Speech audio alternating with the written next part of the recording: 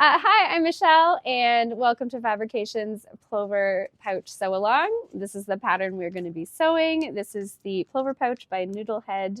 It's a great pattern to make a lovely little pouch. It does come in 3 sizes. These are the small and the medium sizes. I'm going to be sewing the large during the sew along. So let's just talk about some features of the bag. So it has an exposed zipper with tabs. You can choose to secure these tabs down, or you can leave them open. There is, of course, a zipper on the top. Inside is a lovely mesh pocket. This is the small size, so it just has the mesh pocket. The medium and the large size have a mesh pocket, but they also have an interior zipper pocket. These pouches are interfaced, and so we'll be learning about that during the sew along.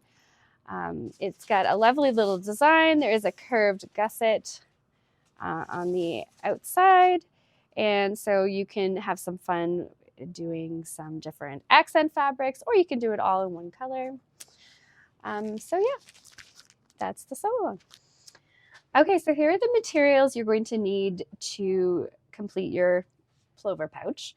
So first of all, you're going to need a copy of the pattern, your fabric. So I am using quilting cotton, and I'm using it in 3 different colors. So one for the exterior, one for the accent exterior, and one for the lining.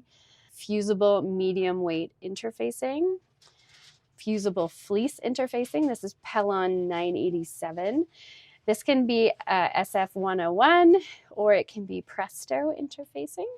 You're going to need some mesh for the pockets and fold over elastic to finish the top edge. You will need some zipper. I'm using zipper by the yard, and I will need 2 pulls. You can also use fixed length zippers, and they are indicated the lengths on the pattern, and some thread, of course.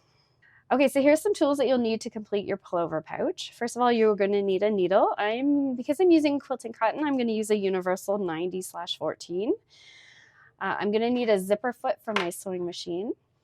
This is a zipper jig, which is really handy to put on your zipper pulls if you are using zipper by the yard or zipper tape.